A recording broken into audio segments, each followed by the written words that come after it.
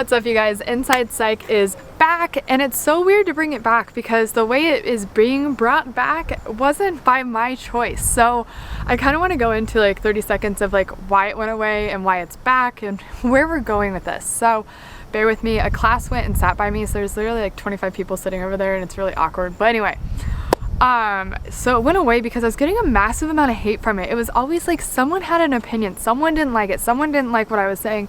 And when I started it, I only had 100,000 followers, and then when I ended it, I had like 150,000. So there's like literally 175,000 people on TikTok that have no idea what I'm doing. But anyway, I took it away because someone always had something rude to say in the comments, and I don't think at the time that I was doing it I was really prepared or like wanted to acknowledge hate and just learn how to ignore it. I kind of took it too personally.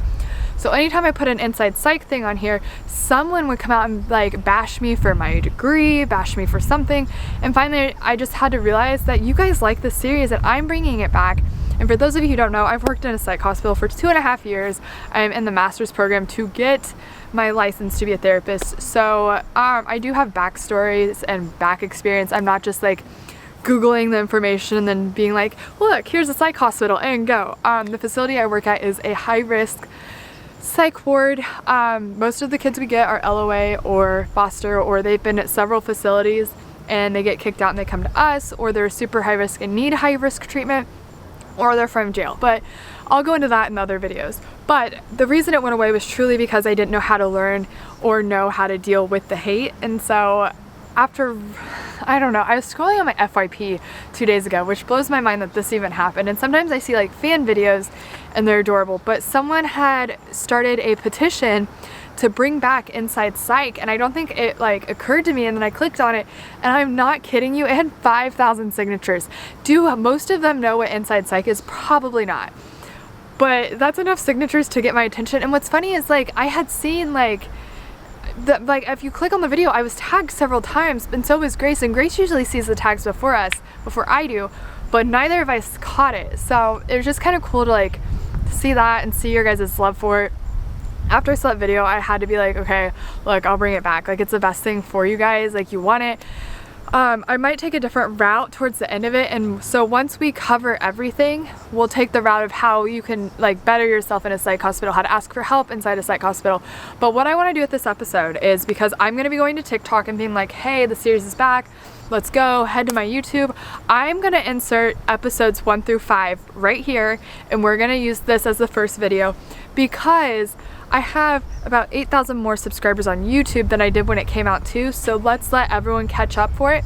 Then next week we'll start with a fresh brand new episode, because to be honest, I don't even remember what I filmed or how much I've covered or what's already been said. You know, I don't remember any of it, so I'm gonna watch it with you guys. We'll do this at premiere, so if you're watching this, welcome to the premiere. I hope you're having fun. I'm in the comments having fun with you. But that way 1 through, I think it's 5 is what we ended on. 1 through 5 is already there, and you guys can just sit, catch up. It's probably gonna be really long. It'll probably end up to be like 45 minutes long, which is way longer than any of my videos. However, it'll be a nice catch up, and you guys can just watch it all in one take. So with that being said, starting next week, a new episode will like take place. It'll, whatever our last episode is, which I honestly don't remember. I think my last episode I filmed was how you get into psych, because I forgot to put that in the beginning, but I don't know, we'll just keep building off of it. But anyway, thank you guys for supporting me, for loving me, and for wanting this to come back, because that honestly means a lot that so many of you truly did love it. So with that being said, welcome back to Inside Psych. I'm Maddie, and we're gonna go through this together. Hey guys, welcome back to Mental Health with Maddie, and today we're gonna talk about what you can expect when you're at a psych hospital staff-wise. We're kinda gonna go over one-to-ones, two-on-ones, different kinds of labels. That way you guys kind of know what you're getting into when you go to the psych hospital. This is the beginning of a series I'm starting on here, as well as goodnight messages. Those will never end. So let's get started. One thing you can expect when you get to a psych hospital is that staff is going to be firm. We are firm for a reason. It doesn't mean we don't care or we don't love. It means we care about your safety. So when we say, hey, please stop, and you don't stop, and we're like, we said please stop, like, please stop, and you don't, and then we have to call someone else to come help us get you to stop, it's because if you're going on about past traumas and we've said politely, hey, please stop, you know, please stop, and there's a kid starting to go in crisis because it's triggering them, you know, we're being firm, but we're being firm with the idea of we're watching out for this other kid. Now, if you're like having fun and you're laughing and we're like, hey guys, can you like keep it down a little bit, you know, that's fine. We're not going to get on to you for that, but you have to understand there are strict rules at each place, and obviously I don't know what it's like at a low risk facility. I only know what high risk is like. But at our facility, we have it with very strict rules, because with strict rules are structure and safety. At high risk, you can expect to have be in scrubs. At least in ours, we have all the kids in scrubs, because kids will take the strings out, kids will start manipulating the clothes, like it's just for safety. So when a staff asks you, hey, here's your admin papers, can you change into scrubs? It's not them bullying or being mad, it's like, hey, these are the rules. And when you fire back at us that you're not going to change, or that you refuse, or that, you know, screw the system, I'm wearing my clothes, like it's not our rules, you know, those are the rules that the state has implied. Here's what you can expect staff-wise though. When you come in, we're usually a little firm, because we have to show you, you know, like there are rules. But at the same time, if you're in crisis and you come in, you bet your butt I'm going to be sitting there with you trying to help you. Everyone comes in differently. Some kids come in ready to fight. Some kids come in very upset and in crisis. And some kids walk in chill. And if you're one of those, we'll adjust whatever you need. You have to remember, we're not the bad guys. It might seem like we're the bad guys, but that usually just means if you think we're the bad guys, that you haven't accepted treatment yet. Like you haven't not accepted the fact that you need help, or that you are going to get help. But once you do accept it, we can help you so much more. What you can expect from me on the unit is that I will be very, very firm on the unit with like rules, with, you know, objects you shouldn't have, you know, like I'm not gonna let you start telling bad stories on the unit or talking about inappropriate things, but at the same time, I'm gonna like joke with you, and I'm gonna play with you, and I'm gonna make you laugh. Like, you being at a psych hospital isn't a punishment. It isn't a jail sentence. It's not a FU from your parents or the doctors. It's for you to get better. So by us being mean or like being strict with no fun, no one learns that way. No one's gonna grow, and we're just gonna continue like making your traumatic experience worse from whatever your past is. So I go on the unit, I'm usually pretty firm in the morning. I'm like, guys, let's get up, it's time to make your bed, breakfast, showers, let's go. You know, we're firm, and then we go to breakfast, and boom, I eat my breakfast with them. You know, I'll sit down at the table and I eat my breakfast with them. I ask them how they're doing, we have a fun little chit chat, and then I'm like, okay, we're gonna do groups. And yeah, I stick to the schedule because that's what your treatment is. However, I'm one of the fun staff that if we get the groups done in time, we're gonna start a movie in the morning, and every time we're done with the group early, we're gonna go bit by bit and finish that movie. Because by me just bagging on a ton of groups, you're gonna start getting frustrated. Therefore, I just start and I'm just like, okay, we're gonna do this, take a break. Do this, take a break. I've noticed that just works better with kids. Then, you know, if there's fights, you can expect staff to be really strict. You know, there's sometimes where we have several kids who want to show dominance over staff, and we do have to shut the unit down. And you have to understand, if that happens and you're not one of the problematic kids, it's not your fault, and we don't blame you. But we do have to shut the unit down sometimes for safety, you know. And if you're gonna understand and be like, okay, I understand it's a shitty situation, but you know what? I'm gonna go in my room, I'm gonna read a book, I'm gonna be safe. We'll come back in 30 minutes when they restart the unit, then that's great. If you try to fight with us, yeah, we're gonna be more strict, you know? And I want to do this video, and it's probably gonna get a lot of hate, per always, but I wanted to show that not everyone's a bad person that works in a psych hospital, and that we do care, but my way of caring is being strict, being firm, and then having fun. It's like having a child and you're the parent. You know, you can't be their best friend right off. You have to enforce rules and boundaries and goals, and that's what we do. And you know, at the end of the day, these are my kids, you know.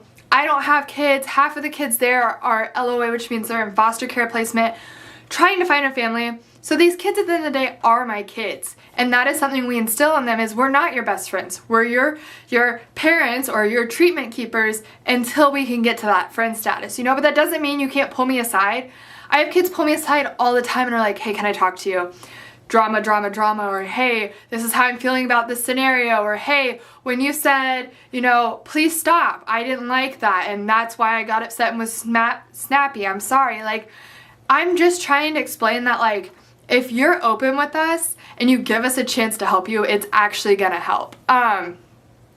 So then if you are a one-to-one, I do have to be stricter with you, and we usually are pretty strict on the one-to-ones to an extent. We are very strict rule-wise. So like with stuff you can and can't have, where you can and can't go, how long you can do something. However, at least at my facility, if you are a one-to-one, you can go on walks. If you're like getting triggered and you're like, crap, I gotta get off the unit, like take me now or I'm gonna fight someone, we're gonna take you off the unit. Now, if someone on the unit had said that, we would have been like, hey, come to the safe room, talk to me. But a one-to-one has a staff with them at all times, which makes it a little more secure, so we can take you on and off the unit if you're getting overstimulated, you're getting, stressed. It's just stuff to help you guys. Then a 2-on-1's the same thing, but it's a higher risk, and we probably won't take you off the unit. If you're a 2-on-1, it's probably because you came in sedated from the hospital because you were in medical treatment. Not always, just at our place. If you've received higher medical treatment and absolutely like got close or have damage or, are just leaving the ICU or the regular hospital, we're probably gonna put a 2-on-1 on you just for extra eyes. And then there's like, I won't go over ECO and CO, it's just constant observation where we just watch you on the unit. But here's the thing, if you come on our unit and you give us a chance, you give us like, oh, I have kids all the time that go, I fucking hated you when I got here. And then they look at me and they go, but you're the only single one that would fight for me while I was here. You're the only one who gave me a chance. You're the only one who didn't hold it against me that I was mean. You're the only one who didn't tell me to go away. You are like my favorite. And that's because, yes, I'm strict, but some of these kids need strict. Some of these kids need that tough love. But at the end of the day, I don't think I've ever had a kid leave and go, you're not my favorite. And that's because they come in, I set boundaries, I set expectations with them, and I go over goals. And you know what? I'm going to be your friend through all of those. But as we get closer to your discharge day, I can trust you more, and I can talk to you more, and I can help you more. And that's the thing, is when you guys come in, just give us a chance. Now, I will admit, there are some crappy staff. There are. Like any job. You're going to run into staff that, like, is on their phone all the time, or, is snappy or short, or, has worked too much and they're there. And that's how I know that I need to take a break, is when one of my favorite kids will come up and be like, are you okay? You're like super short with us today. And I'm like, oh my God, am I? And they're like, yeah. And then that's when I know I need to take a step back and take a couple days off, because I'm starting to get overwhelmed. I'm taking in the negativity. I'm taking in all of their traumas. And then I need a couple days to come back. And when I come back, boom, I'm ready to help you guys. If you get with a bad staff, take my advice. I'm going to tell you this. Listen, do not publicize it. Do not. If you start talking shit about your staff, you are going to get the worst reputation in the hospital. The worst. You're going to get called a complainer, a whiner, a liar.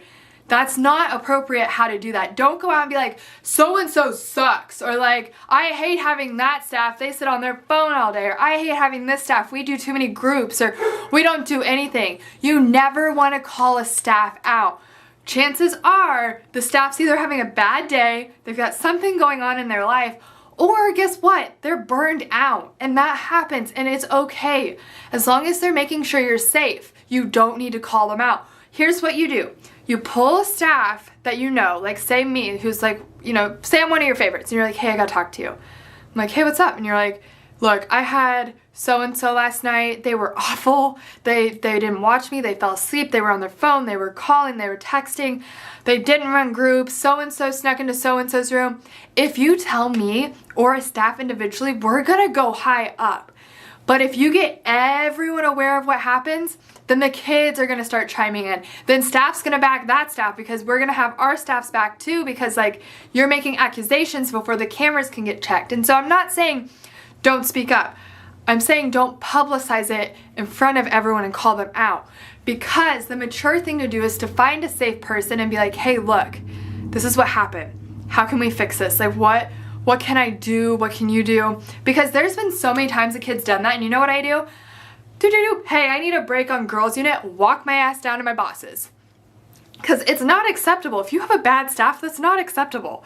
But it's also not acceptable for you to call them out in front of everyone and talk without us being able to like verify. So just pull a staff aside or be like, you know what, there's so many times on the units where the kids are like, I'm gonna do that staff because I hate them. No, pull someone aside and be like, look, I like you better. Can you be my staff and switch with her? 9 out of 10 times, unless you're a core staff like I was, we can switch out. But if you start making a big deal out of it, they're gonna keep you on that staff because they're gonna think that staff is strict, as this might come out wrong, but they're gonna think that staff is strict and you don't like it. So that's how they're gonna take that unless they can prove it. You know, here's an example. There was a time a couple of weeks ago, I was at the hospital. Kate comes up, she goes, hey, I'm on alternate meals. She had an eating disorder and she wasn't on alternate meals. She lied to me to get me to go get her another meal, and then when I got up I said, hey, you're not, and then she bashed me in front of the whole place and like tried to get rumors started when all that kid had to do was go, Miss Maddie, I don't like this food. I'm struggling eating. What can I do? And you know what I would have done? Hey, do you like Pizza Hut? Taco Bell? Salads? What do you want? I'll go get it. You know, like, I'll hide it, I'll give it to you in a little bit, we're gonna figure this out. And then I would have been like, you know what? We have a dietitian here. Let's contact the dietitian, see if we can change your meals up a little bit. But by lying and calling me out, I had everyone thinking that I was the bad staff and I wasn't. The kid was very manipulative, but also it made it look like, you know, like, oh, the hospital screwed up. No, you were trying to manipulate the situation when all you guys have to do is be honest with us and let us help you. Let me think of some more scenarios because this is like a really good topic. If you're going on the unit and you have me and it's your first day and I'm like, hey, no, we can't do that. It's group time, you know, and you respect that, heck yeah, I'm gonna start joking with you, you know? But if you start bullying me back and I'm like, hold up, we gotta put the, you know, put the paint down. We have to go to the gym right now. Like, it's gym time and you wanna fight me every time? Yeah, I'm gonna start getting frustrated and eventually you're gonna push my buttons so far that I'm gonna call for support and then I'm going to leave the unit and take a break while they deal with you and get you off the unit. And by that I mean they will either talk to you and tell you to go to the unit or they're gonna stick you in your room. Not like stick you, but they'll have you walk to your room and you'll just be in there while we're doing groups because we don't want you out on the unit like disrupting and like causing a distraction. But here, just know this, if you have any issues with the staff, from the bottom of my heart, please pull a staff aside and just tell them, you know, don't cause a big disruptance. The other kind of staff you could have are the kind who over dramatic, like make everything more dramatic, where they're like, so-and-so did this, this, and this, and this, and this, and it's like, okay, well, hold on. So if a staff is making it more dramatic and dramatizing what you're doing, pull someone aside. Every time I'm gonna say this, is gonna pull someone aside. Hey, I did this, I know I was in the wrong, but now she's making a big deal out of it. She's using it for examples every day. She's starting fights. What do I do? Bet my butt, I'm going right back down and I'm gonna talk to them and be like, look, this is not right. Like, we can't do this to a kid.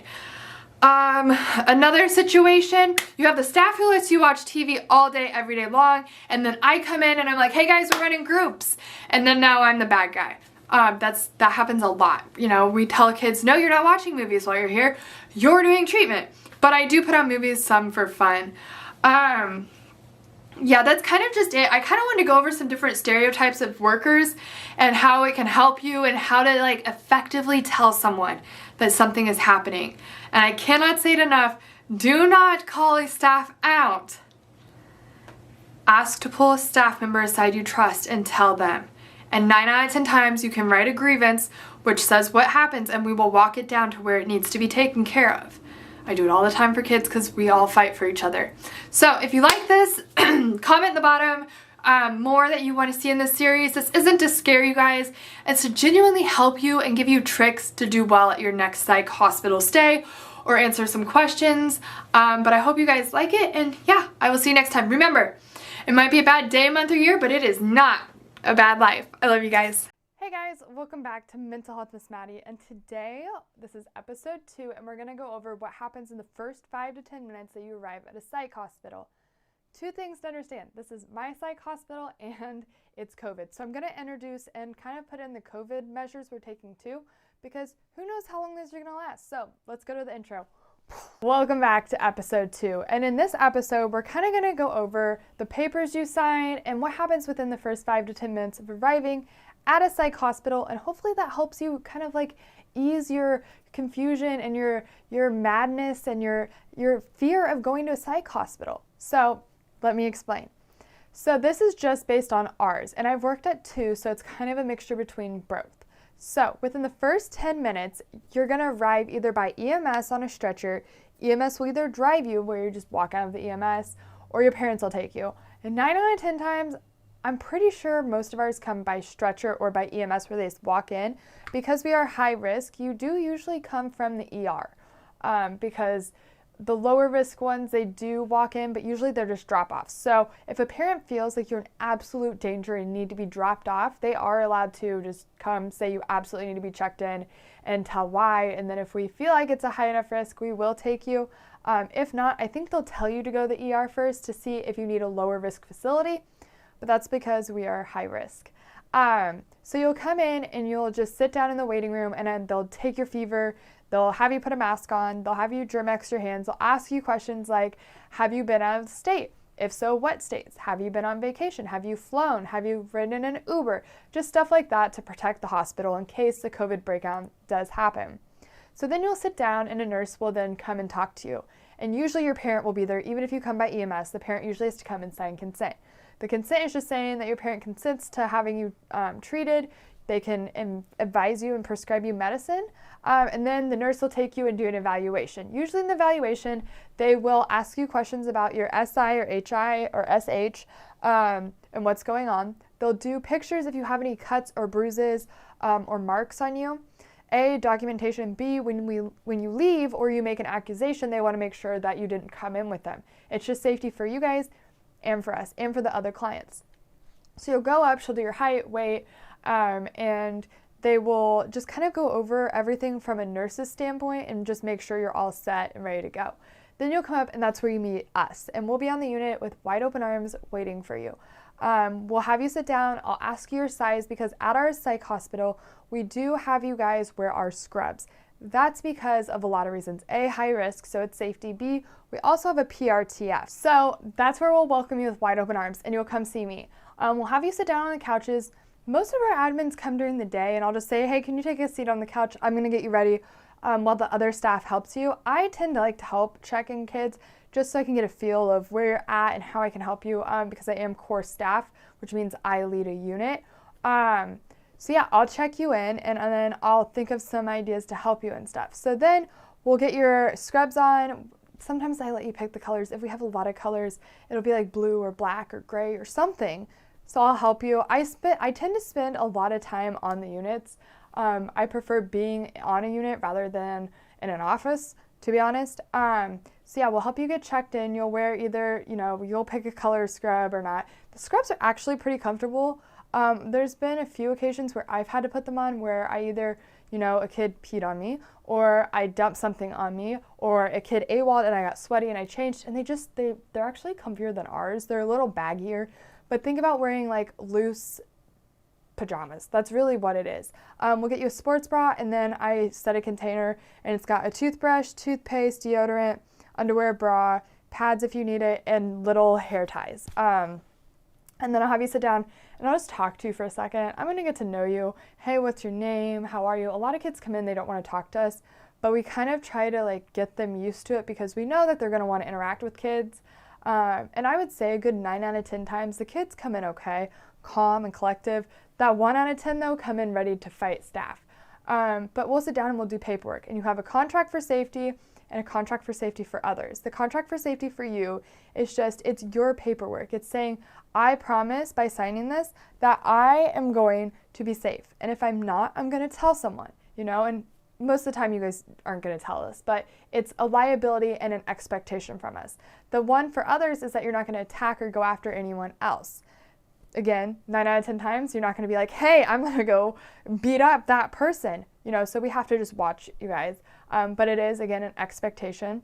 We'll go over what you can and can't have in your rooms. We don't allow anything in your rooms because we are high risk. However, if you need an extra blanket in your safe, they're going to give it to you. If you have a stuffed animal you brought from home and can't live without, they're going to let you. You know, we're talking about plastic cups or extra hair ties or extra socks. It's stuff like that they're not going to allow in your room.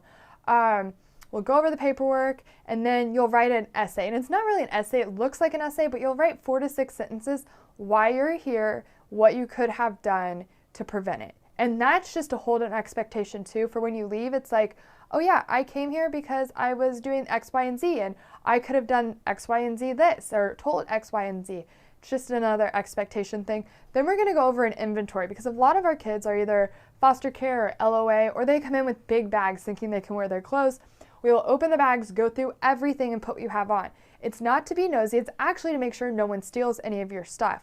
So that when you leave, you can go through and we've marked off everything that's in there. That way no one takes your stuff, because you never know what's gonna happen, and it's just a safety thing. Then I'll take you to the bathroom, or someone will take you to the bathroom. We have a wand, we're gonna wand you, because we have had kids bring in blades. And so the wand is going to take it. A lot of kids hide them in their mouths, and so of course we go over the face, and we can usually catch it. I've never not caught one. But yeah, and then you'll change, and then you'll join the unit, and that's kind of like the first 10 minutes. Another thing that a lot of psych hospitals, I think they do, I know both of mine did, is that we're gonna draw your blood. Reason being is A, chemical levels, and B, they wanna see height, weight, how the medicine will affect you. They wanna drug test you. If you think you're pregnant, they're definitely gonna test you, because if you are, you're gonna be on super strict restriction so that you don't get hurt and the baby doesn't get hurt. A lot of times kids are like, if I'm pregnant, do I have to give the baby up? No. We are short term. We are 3 to 7 days. After 7 days, you're free. You know, you'll either go to PRTF or you'll go to foster care, you'll go home. You know, we're not going to damage or ruin or hurt you or the baby. That's your decision on what you do with it after you give birth, but we won't try to persuade you in any way. Actually, it's quite opposite. A lot of times when a kid comes in pregnant, they all like vote on the name, and it's actually, like, as weird as it sounds, it draws the girls unit closer because it gives them a sense of like family, I guess you could say. Like when a kid has come in pregnant in the past, they sit and talk about names, or they sit and talk about like, you know, what they're gonna do with dance classes and this and that, and it's just kind of a nice little community. It's great. I really enjoy it. But yeah, you know, and if you are pregnant, they're not going to put you in holds. They're not going to do, I don't think they'll do IM, which is intermuscular shots in your booty, which they call booty juice, just because, you know, we want to protect you and the baby. But anyway, once we take your stuff and inventory and you join the unit, we'll stick it in a locker, and just lock it till you discharge. It has your name, your birthday, and what unit you are on, and your date of arrival. That way everything's there and ready for you. The nurse will probably pull you aside, you know, after you're on the group for a little bit, and you're going to just, you know, hey, have you taken your meds today? If not, why? You want them? That kind of thing. That all happens within the first 10 minutes. So don't think this is trying to scare you guys, because actually I hope this helps. I hope an inside look will actually help you. So with this series, you're going to get a mixture of things. You're going to get do's and don'ts, tips and tricks, and then like breakdowns like this, where I feel like if you're being admitted, the first 10 minutes is scary. You don't know what to expect. You don't know who's there. You don't know how long they've been there. You don't know if they're aggressive. You don't know how to act. And if you've never been, you don't know what you're doing. So there's a breakdown what our first 10 minutes is like, and I hope that helps you, because sometimes, you know, people get violent or mean or aggravated in times of uncertainty. So if I can help you understand what a psych hospital is truly like, then that's one step closer you are to accepting that you need help. So in the comments, you know, leave me pros and cons or what you want to know. I write the scripts out. I've written all the scripts out for all of these, or like topics for the next 10 weeks. However, if there's a super popular comment below or topic, I am more than welcome to, you know, insert that, because I do film these the day before or the week before I release these. So go ahead, tell me your thoughts in the comments, and yeah, you know, I have a lot planned for this series, and I hope you like it. So remember, it might be a bad day, month, or year, but it is not a bad life. I love you guys. Stay strong. I'm here for you.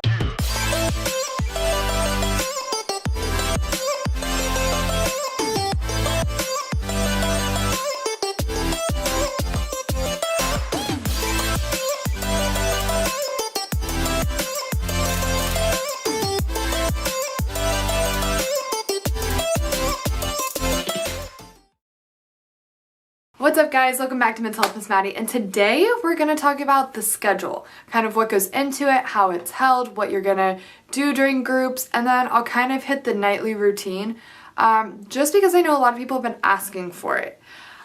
So let's start when you wake up. We wake you guys up around 8:30 to 9. Sometimes it's a little bit later. If breakfast is super far behind, we're not going to make you get up and just wait on it. So let's say breakfast gets there around 8:30. We'll wake you guys up. I always have you do hygiene first while I'm setting up breakfast. You guys sit on the couch and then, you go to the tables and you eat. I usually sit down with you guys. A lot of us like to just kind of talk to you during that time. Kind of a free period to hear how you guys slept, how you're feeling, just to learn more about you. Then also this pertains to our hospital. I don't know what everyone else's is like. Then we'll have a kid go up to the board and we run the morning group, which we call community meeting. And this is where I kind of put into play what I do on TikTok too. So we write everyone's names down and we got a scale of 1 to 10. How are you feeling? 10 being amazing, 1 being awful. Safe person, and they say they're safe person. Safe place. Triggers, coping skills. We do positive thought, which a lot of times it's like brother or sister or discharge or something like that. And then we do, the goal for the day, which is usually SH, SI, stuff like that. So that's what that group pertains. After that, we're going to have you go to the table. We're going to do a behavioral education group. With this, I usually just do a worksheet on like depression and like how you can see when you're getting bad again or when your symptoms are starting to worsen and how you can ask for help. After that, we usually get those done pretty quickly. I have you guys fill out star cards, and I hit these on TikTok all the time. So a star card is what you have and essentially you keep in your pocket, so if you're triggered you can just throw it at me and I know what's wrong, or you cash them in at the end of your stay for prizes. So on it you list your name, your coping skill, your triggers, your safe person, and what helps you in your safe place. That way we know, that way, and it's more so the fact that it's a reward at the end. But if you're new working there and you don't know a kid and you see they have their star card, just ask for it, read it, and be like, oh shoot, I'm on the people they don't get along with. Because we do ask them, like, if you truly don't get along with someone, go ahead and put it on there. That way we at least have it. And so that way it just works better. But at the end of the stay, we have like prizes like basketballs and shirts and cool socks and like neon glow-in-the-dark sticks, stuff you guys can have. You just cash them in. Each card's worth 25 stars, and some kids get 1,000, some kids get like 5. It just depends on how their stay is. If they are going above and beyond cleaning and helping everyone, I'm going to constantly give them stars. If they're causing fights, I'm not. If the best example for me is a kid who comes in, gets their treatment done, works real hard, doesn't have any issues, works to get to know us too. I usually give them like 500 stars at the end of their stay, and I get in trouble for it, but in my eyes, they earned it. So then after star cards, I will usually turn on like a video, or I really like Mind Games. If you haven't watched that, it's really, really good. Mind Games and What Would You Do are my 2 go-to shows while we're there because the kids love them. Or 5-minute crafts, but everyone just usually makes fun of that the whole time. We'll turn it on for about 10 minutes. About that time, it's time to go downstairs to ER drills, which is us getting you off the unit because you're stuck on the unit all day. ER drills is run by a different leader, and you just play games down there. You learn about the brain, and we do watch Mind Games sometimes down there, and he just incorporates different aspects of, how your brain is getting fully developed. Did you know this about triggers? Just stuff to add on to your treatment. After that, we're going to go upstairs. Well, a lot of times I let them sit outside for like 10 minutes in between because fresh air. But then we're going to go upstairs, and then it's going to be lunchtime. So you'll eat lunch. We usually eat lunch with you guys. A lot of kids don't like the food and everything, and that will be in another video, is the food and what happens if you don't eat and stuff like that. Go upstairs, we'll eat, and then after lunch, I usually have you guys help clean up the unit just a little bit. Then we have talk therapy. Talk therapist comes in, and she will just go over, like some different coping skills, how you can express your feelings, and just play games on how to interact with you guys. After that, we will do like art and journaling. I like to turn on Khalid. He's my go-to artist. His teen album is fabulous. turn him on, and I give you guys some paint or journaling topics. If we do have a really hard group of kids that are very aggressive, at this time I usually turn on a movie and write journaling topics on the board, not as a reward, but as a, we're either short-staffed or like there's been so many fights, we can't keep getting up and doing groups. You guys just have to stay in one spot, and we will go over the journal topics. And we've done that with like movies like Rudy, Becoming the Titans, The Longest Yard, just something that, you know, gets you on the emotional thinking path, but also learn a lesson. After that, we'll do a couple more groups, like check-ins, and just see how you're doing. We're gonna go outside or in the gym. I tend to prefer to go outside. It is completely fenced in, so you guys can't and run. But just the fresh air usually helps me on a regular day. I prefer to go out there unless it's like cold or rainy or something, because the gym is really gloomy and dark in my opinion, and it's not my favorite place to go. So I tend to not want to go in there. But I'll tell you, like there was a group of kids I absolutely loved, and they were there for a month. They were all extended stay, and for a solid month, every single day we had a volleyball tournament, like a full-on volleyball tournament going on, because they loved volleyball. That was probably my favorite group of kids, only because, I know we can't say that, but only because we got them out there and playing, and like, it was just an interaction, and you know, they didn't get along on the unit well at all. But in the gym, it was so much fun seeing the team and the teamwork and everything. It was my favorite. But anyway, after that, we're going to go back upstairs, do a couple more groups. We usually get to pick these groups, and then you go back downstairs for another ER drills, to go back upstairs for dinner. After dinner, you'll start the nightly routine, because then this is when your night shift and day shift staff switch. I tend to have, you know, everything pretty organized for both sides whenever the day shifts come in or the night shifts, because I've helped out on both before. But when the day shift gets done, you know, you guys will eat dinner and we have you do chores. You either, you know, help me sweep, help me wipe down tables, help me, you know, it's not like hard chores, but we do expect you guys to help keep your unit clean.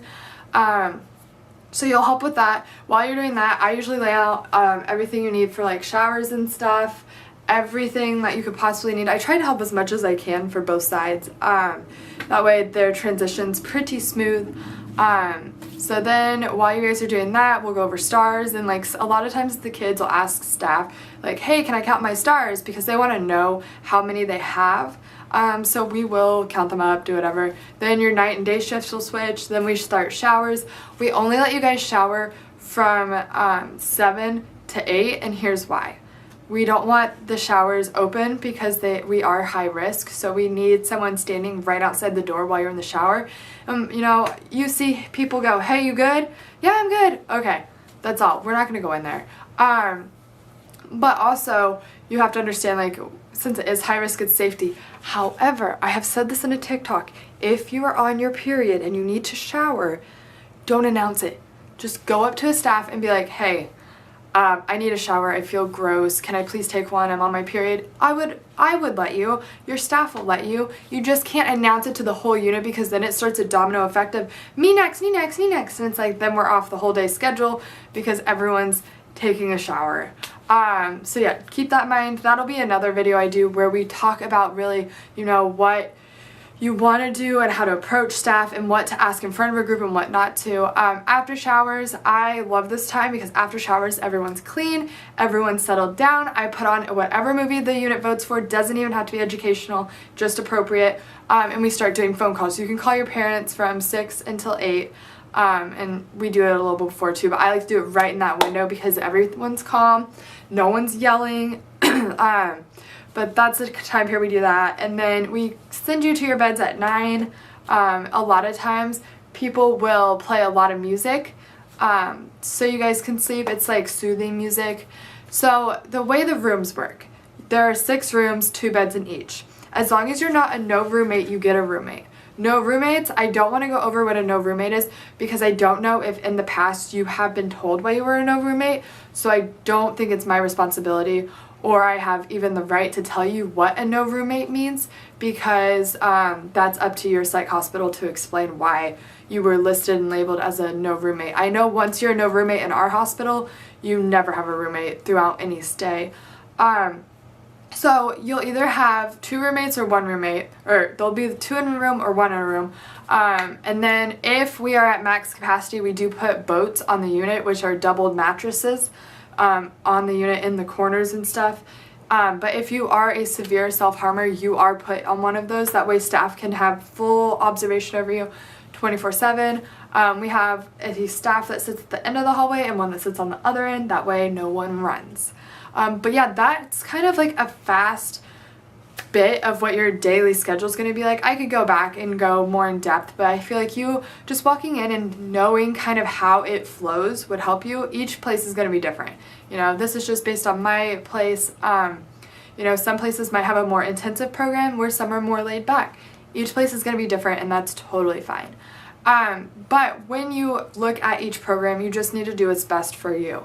So I hope you guys enjoy this series. The next one will drop, I want to say Sunday, but we'll see because I'm in LA, but it should drop Sunday night at 7 too. I love you guys. Thank you for everything. Don't forget to follow my TikTok, my YouTube, everything. My merch links down in the bio, meet and greets and bracelets, and the collab with Eric is also down there. Remember, it might be a bad day, month, or year, but it is not a bad life. I'll see you guys next time.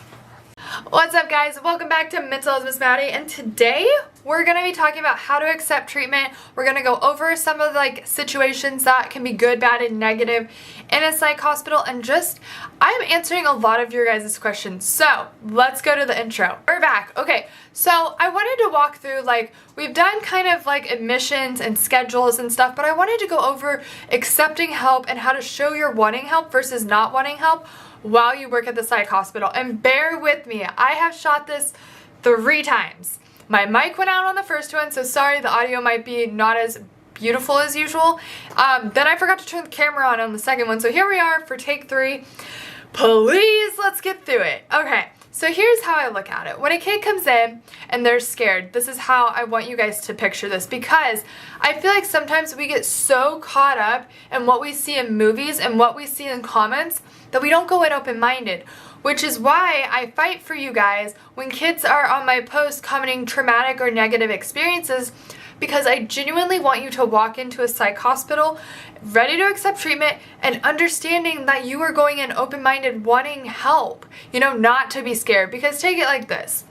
I get body shamed every single day on TikTok. I get called fat and ugly and all these horrible things, okay? If you're seeing that and all you're seeing are these negative things, you're less likely to make a TikTok video because you're scared. You're scared to do your first one in fear that people are going to attack you. Same thing goes if you're commenting negative things about a psych hospital, you're going to scare kids. Now, I've said this in many TikToks, I'm not silencing you. Hey guys, okay, stop. So this is my version of a commercial, so bear with me. So I did a couple things. First, bracelets are out this month, are going great. They're almost sold out. You can buy them in a bundle now. But what I'm super excited to announce is that now we have this texting system where I can text you guys good night and good morning throughout the day and just check on you guys. So let me go over it real quick. So you pay $3 a month. I'm sorry, I had to charge. I didn't want to, but it covers the fees that the app cost. So, but this is what you get. It looks like a normal text message from me, and it just says, good night, I just want you to know the world shines brighter with you in it. Tonight might be tough, but you are tougher. Stay strong, sending lots of love. Then this morning I sent, good morning, use today to find a new coping skill. Reach out to each other and make a friend. You'll get through today. Be strong, Team Maddie forever loves you. And these are just little reminders to get you through the day. So to get this, go to my Patreon below, and then once you pick which one you want, there's 3 different packages you could get. I didn't want it, but Patreon makes you make them. Or I couldn't figure out how to delete them. But you can do a $3 one, which just is the text messages and does allow you to message me on the site. I'm keeping that open for now because I think it's important for you guys to have a way to access me that's more monitored. So through this, I can text you, but also if you go to the website, once you subscribe, you can DM me on there and I will answer and talk to you guys. The second package or the third package, I can't remember which, a lot of people charge like $500 for it. I only put the highest one at $25 because I get so uncomfortable talking money with you guys and asking you to buy stuff. I always feel guilty. But anyway, One of the packages allows you to get all the Zoom codes for all the dance parties and special lives and just a bunch of cool stuff and like merch discounts. So go check it out. The links are below. I just love the opportunity to be able to reach out and talk to you guys. So yeah, go ahead and check that out. Also, links for Eric and I's collabs will be down there too. So bracelets out, meet and greets are going fabulous, and this new texting app is absolutely the coolest thing ever. And yeah, I look forward to messaging you. I've actually been on the app all day just like messaging fans, and like I let a couple of them video call me in my free time. So go check it out. Alright, back to episode 4. At all. This is me saying in my upcoming video, I've been doing research. I'm going to sit down with you just like this, and we're going to go over how to report neglect and abuse at a hospital or any medical appointment. I feel like it's very important though that I spend time doing the research and getting the resources ready for you guys rather than throwing it out there and it being incorrectly. So in a few weeks we'll do that. But for now I just ask, if you have a negative experience, don't use my platform to talk about it only because I worry that it's going to scare a suicidal kid off. But you know what? If you want to post about it on yours, go for it. If you want to, write into the state, go for it. But I'm going to give you the correct and appropriate resources later on in a video once I find out if it's per state or how it goes. But let's say you walk in and you're terrified.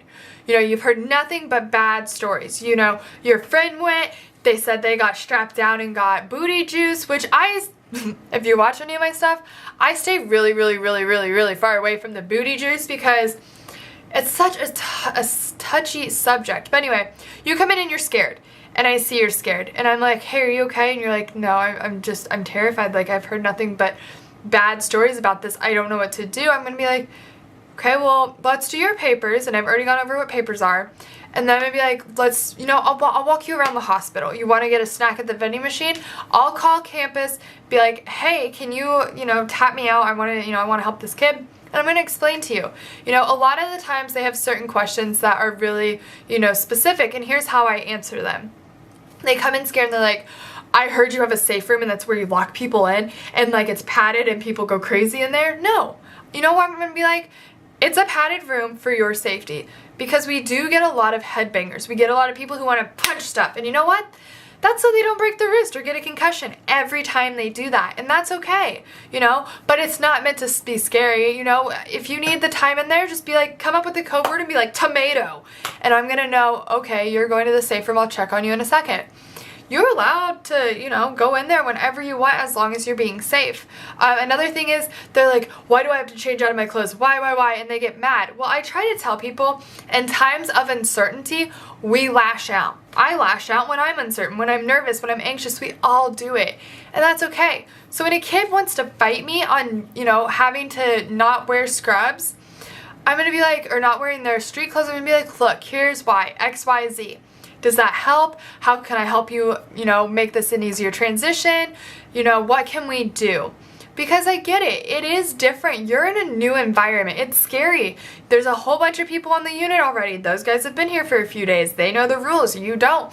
You feel like you're walking into their territory and they're staring at you. So I'm going to help you. A lot of kids come in. I have dietary orders. I have an allergy. What do I do? Okay. Well, let's talk about it. The dietitian comes, they should already have your orders because if you came from a hospital, they got the information. If not, what are your dietary restrictions? What can I tell the dietitian or your therapist? That way it ensures you get the right food for tonight or this morning. That way you don't have to worry about food because that can be a stress and a trigger is, the fear of the unknown, the fear of not getting the food or the fear of, getting food that's going to make your throat close. I get it. I've been anaphylactic. I get it. So we will just reassure them. Another one is that they're afraid the kids will gang up on them. And that is a very real thing. I hate to admit it, but sometimes the kids do. And it's genuinely because we get the kids who stay long term that shouldn't but do because of insurance, or we get the ones who don't find placements so they're there longer because they can't go to residential. If they gang up on you, they gang up on you and we're going to help you out. We're not going to let them actively bully you in front of everyone. At least I won't. I'm going to nip it because that's not helping your treatment. You shouldn't come in with everyone, ganging up on you. If you feel like you're walking in their territory, yeah, there are a lot of kids that come from jail. But guess what? At the end of the day, we're all human and we're all DNA, and they're all there for a reason, and it's to get help. So if you feel like you're walking into a territory that's, has, people ganging up on you, we're gonna fix it. We're not just gonna feed you to the wolves and be like, sorry, guess they don't like you. No, I'm gonna do some group activities to get you interacting with each other and get you guys loosened up, because once we usually do that, you guys are usually okay. Another question we get is, and they come in and they're like, I feel really anxious. I was told I was going to be in a room and never let out. No, I'm going to reassure you, you're going to come out of the room. Now with COVID, it has completely changed. I believe they're not letting you guys completely leave the units, which I get is rough. Because the way ours is, the two I work at are both connected, either on the ground floor or on the top floor. So you have to go through every unit, and if someone were to have COVID, that would just spread it. However, I'm not really sure what both are doing right now to get you guys outside, but I know you get outside time because, we always take you off, but I took this past month off to focus on you guys and getting the message across about helping you. But it's simple, if you're scared, then ask us. We'll explain it. I'm going to take the extra mile to make you feel comfortable. The way you can go into your doctor's appointment are two ways. You can come in ready to fight and be like, you don't know what you're talking about. I've already been to a therapist and a doctor and medicine doesn't work. Or you just listen. Just listen to what the doctor has to say and have an honest conversation with him. If you're honest and you're just like, look, this is how I feel. This medicine makes me tired. This one gives me mood swings. This one makes me not hungry. This one makes me eat a lot. If you're just honest, they'll respect that. Do I always agree with what the doctors do? No. Not at all. But I can't say that. You have to respect them. If you don't agree, you just respect them and move on. Move on and be like, okay, well, I see my therapist tomorrow. Maybe I'll just talk to my therapist.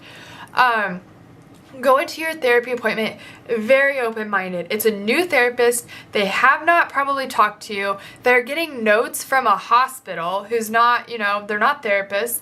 So just give them the benefit of getting to know you. Answer their questions. If they recommend a different coping skill, give it time, be like, no, I've tried that. Do you have another suggestion? Just don't be like, my previous therapist said it and now look at where we're at. No. They don't know that. They don't know what your previous therapist did or didn't do to help you. Give them time. It's going to be okay. They will reach out and help you. You just have to get them to the point of where you're like, this is what I've done in the past. This is what works. This isn't what worked. So that's if a kid comes in scared or nervous or needing help. Then there's the other side that come in and they're ready to fight. And I get it. I get you're frustrated. You're a teenager. You don't know how to process all of your emotions. Your brain's not fully developed and you're still struggling on top of life. And I get it. But if you come in ready to fight, there's going to be a whole nother side of us you're going to have to see. Because, there's kids that come in all the time. They walk in, get in my face and cuss me out. And I'm like, okay, now I got to set some pretty strict boundaries with you. Versus you come in and you're like, I'm nervous, but I'm going to try. I'm going to take you places and I'm going to give you food and rewards and I'm going to, praise you a lot more versus if I have to put up really hard boundaries your first day, you're probably not going to like me or this place, There's kids that come in swinging at us.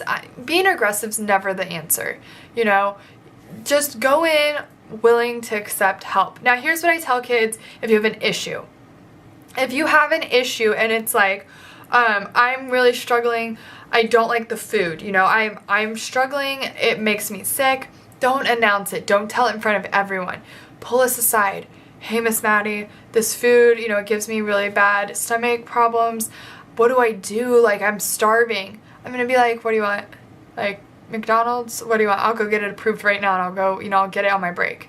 That's the type of stuff where if you show that you're willing to accept help and you're not going to give us trouble, I'm going to go that extra mile, I get it if you have OCD because I really, really, really struggle with it.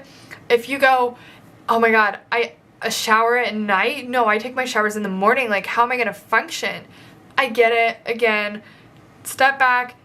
Miss Maddie, look, I take showers in the morning. I can't function. This would really help my treatment. I'm going to be like, that's fine. Go take a shower. I'll cover. And I'm going to email your therapist and be like, can we put this in their safety plan? Because they usually take it in the morning and they feel like they could benefit it. A lot of times kids want to bring stuff. So here's my advice. If you have something you want to bring into the hospital, and this is what you should bring. if I were you, and this is pertaining to ours because we make you guys change into scrubs, I would bring a second pair of clothes, because here's why. If you attempted and you ended up in a hospital, I would not want to walk away after treatment ends and I get discharged wearing the same clothes. For me, that's kind of traumatic. A lot of kids don't seem to mind it, but for me, I'd be like, no, I don't want to wear those, you know? I think that's also just having to be like, I want to walk out of the hospital fresh and with a new start. I always say, if you have something soft that's like a pillow you like, or a stuffed animal, bring it. Because guess what? At first they're probably going to be like, no, and they'll put it in your cubby. But then if you come up to me and you're like, look, I have this thing and squeezing it helps me, it's soft, and it helps my senses and it calms me down, I'm going to go email your therapist. Or I'm going to call them, depending on how much you need it, and be like, look, they hold this and it helps them. Can they have it on the unit? It's a good coping skill. They feel like they can't successfully complete treatment without having it. 9 out of 10 times they're going to say yes. They may say leave it in your room until you need it. Need it. If not, and you're responsible with it, sometimes they'll let you take it on the unit. It's all based on how responsible and how much you're willing to get help is kind of how things start opening up. Another thing I would bring is just anything you have that's soft or smelly. So a kid the other day brought one of my, I use this little lavender rollies, and they took it. And this is where I kind of got upset. I was like, okay, well, this helps this kid. And they're like, well, they could self-harm with it. And I was like, well, what if we do this? You know, and I took it and I was like, every single day, I'll take their wrist, I'll roll it on, we'll administer it. You know, like when they start feeling stressed and need the lavender, boom, we'll do it. And that is how we compromised. And they said that was fine. So you just have to look for different ways, you know, to get out and find things to help you that you can bring in the hospital. These things are one of my favorite coping skills. If you look in my studio, you can't really see it, or I've turned the camera. I have 7 of these that sit over there on my futon. Reason being is, on days where I'm stressed, like right now where I filmed the video 4 or 5 times, I'm gonna go lay on these. Because I smell them with lavender, or I spray them with lavender, and it's just like, it's just soothing and it helps me. I'm very, very, very big into lavender, if you haven't noticed. And you know what? If I were ever admitted into a psych hospital, crazy as this is, I'd walk up there with something lavender and be like, I have to have this every day. It's what helps. And I'd fight for it. And it's okay to fight for it. It's okay to fight for your rights. If a staff is being mean to you, fight for it. You have every right to stand up for yourself. Just don't go in ready to fight, you know? You're allowed to stand up for yourself. I think I'll do a video too on how to stand up for yourself to a staff and how to report a staff. That way, there are several tips and tricks you'll want to know specifically in that. Another video I'd like to put out is one where I go through and I tell you, you know, how to report abuse and neglect at any medical appointment. That way you guys have officially it. But also, I really, really, really want to go, and I should have done this for the first video, so I apologize, but how to ask for help. Because asking for help is terrifying. So I think it'd be very beneficial to do like a video on, you know, writing letters or reaching out to a trusted adult. All of which I really want to do. So, this concludes episode 4. I love you guys. Thank you so much for everything. Like, subscribe, comment, and yeah, you know, it might be a bad day, month, or year, but it is not a bad life. Team Maddie has your back. Bye, guys. What's up, guys? Welcome back to Mental Health Miss Maddie, and today we're kind of going to backtrack. It's episode 5, but I made a mistake, and I never did an episode on how you get into a psych hospital or how you ask your parents to even go to one. So we're going to backtrack a little bit for episode 5. First, let's hit the intro. Hey guys, so I just realized, and it was something that actually a lot of people said in the comments, they were like, you started the series off starting at the hospital, how do we get to the hospital? Good question. And first, all I have to say is for Tuesday's episode, we stocked up on goodies from Five Below to help you guys. It's amazing. Okay, so I'm obsessed with this. Anyway, here's how to ask for help. We'll start with ask for help and then transition into how you can get into a psych hospital. So I understand that going to your parent and telling them, hey, I've been self-harming, or hey, I have suicidal ideations or homicidal ideations, or my mental health is just not where it should be, how can I get help, is terrifying. Trust me. And I kind of had some tips on how you can go about asking them, but remember, every person is different. What helps me is not necessarily going to help you. How my parents would react might not be how yours would. So take it as like some guidance and some steps on how it can help you. The easiest thing to do is to just write it down. If you are terrified that your parents' response is not going to be a response that you truly want, or that they're not going to understand it, write it down and be like, I wrote this for you, I'm really struggling, I couldn't get the words out, but here. And then hand it to them and leave. Let them read it. If you go to your parent and you're severely self-harming, be prepared. They're gonna be upset. It's a natural reaction. It's them and 100 different things going in their head. They're either going to blame themselves for it, they're not going to understand, the worst thoughts will go through their heads. But you have to understand that for a parent, they didn't grow up in an era like ours where we're so mental health conscious of how we feel, what triggers us, when we need help. They grew up in an era that was like, rub some dirt on it, you're fine. So let them be upset for a day. Let them, because they're not going to know. A parent, if I wasn't in the mental health field and my child came up to me and told me what they were doing, I'd be upset. I would feel like it was my fault, which it's not, but that's a parent's normal reaction. So let them be upset for a day. But you have to understand they're not going to have the answers right away. So they're going to need time to, research, make some appointments, call around, talk to a friend, kind of see. Give them space. Give them a little space, Understand if you're self-harming or having suicidal ideations, it's no one's fault. It's not even your fault. It's not. Depression is a chemical imbalance in your head. It also can be very situational. But never think that there is something wrong with you or that you are putting it on someone else. You want to reach out for help. As a parent, I'm sure they will be upset, but at the same time, it is your parent's job to love you unconditionally. Whether you're happy or you're sad, you've done something wrong, you've done something great, it's their job to love you. And I will hound that into everyone. So write them a letter. Tell them how you feel. Don't tell them in the car. I always say don't tell a parent in the car. Hey guys, okay, stop. So this is my version of a commercial, so bear with me. So I did a couple things. First, bracelets around this month's are going great. They're almost sold out. You can buy them in a bundle now. But what I'm super excited to announce is that now we have this texting system where I can text you guys good night and good morning throughout the day and just check on you guys. So let me go over it real quick. So you pay $3 a month. I'm sorry, I had to charge. I didn't want to, but it covers the fees that the app cost. So, but this is what you get. It looks like a normal text message from me, and it just says, good night, I just want you to know the world shines brighter with you in it. Tonight might be tough, but you are tougher. Stay strong, sending lots of love. Then this morning I sent, good morning, use today to find a new coping skill. Reach out to each other and make a friend. You'll get through today. Be strong, Team Maddie forever loves you. And these are just little reminders to get you through the day. So to get this, go to my Patreon below, and then once you pick which one you want, there's 3 different packages you could get. I didn't want it, but Patreon makes you make them.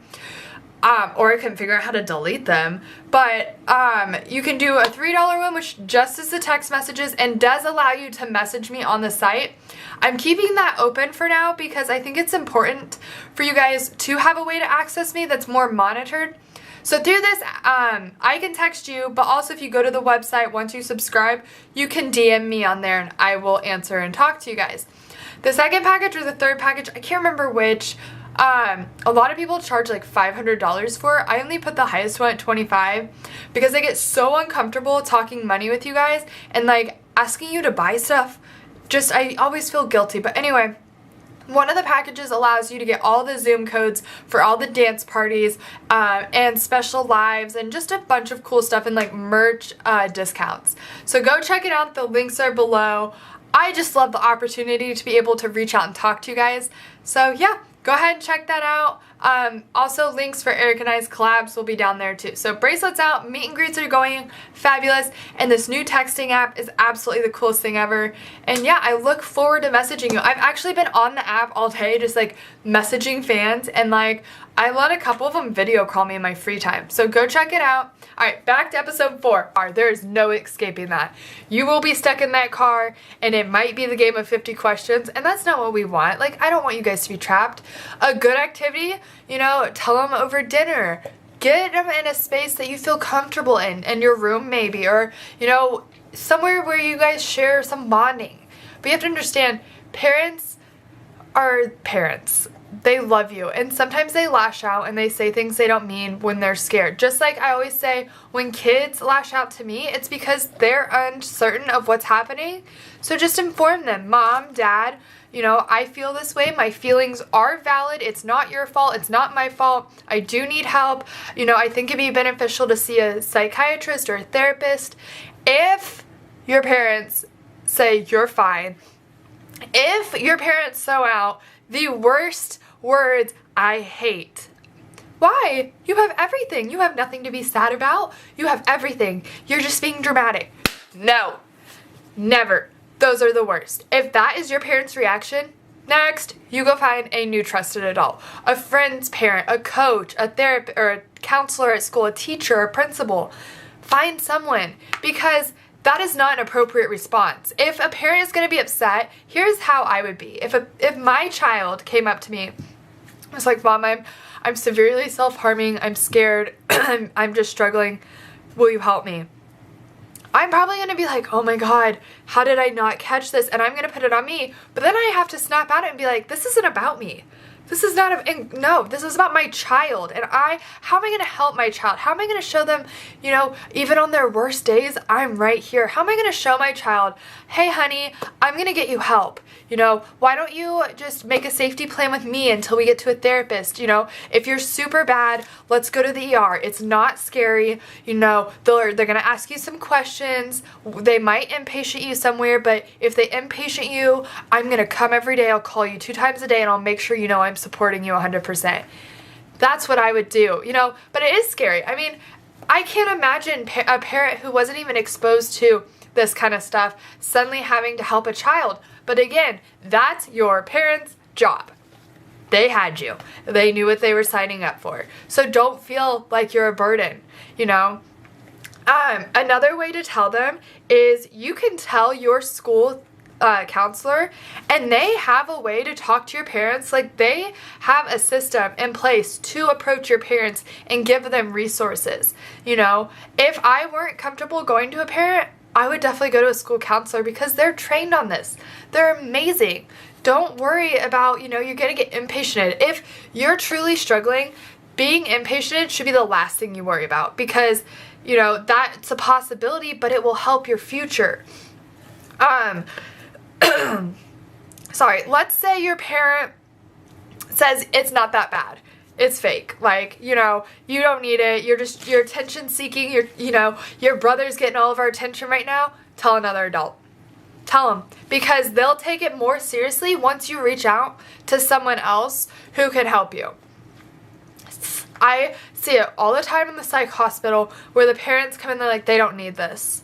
They don't need to be here. It's attention seeking. Meanwhile, the kid's arm is cut up. No, not okay. Your kid does need help. And even if it is fake, then there's something in their life that they're missing out on, and it's probably attention from you. And that's where I struggle with, we have to keep our cool and not say anything back to the parents, but at the same time, you're like, how could you, tell someone that your kid's faking it? If your kid truly feels this way, validate them. Tell them you love them. Life can be taken from us so quickly to not enjoy the people around us. So those are my ways. My biggest advice to you is, if they're upset, give them space. Being upset is a natural reaction of fear. So give them a day. Give them a day. If they're struggling, give them a day. Let them do their research, call the doctors, figure out what's going on, give them maybe 24 hours.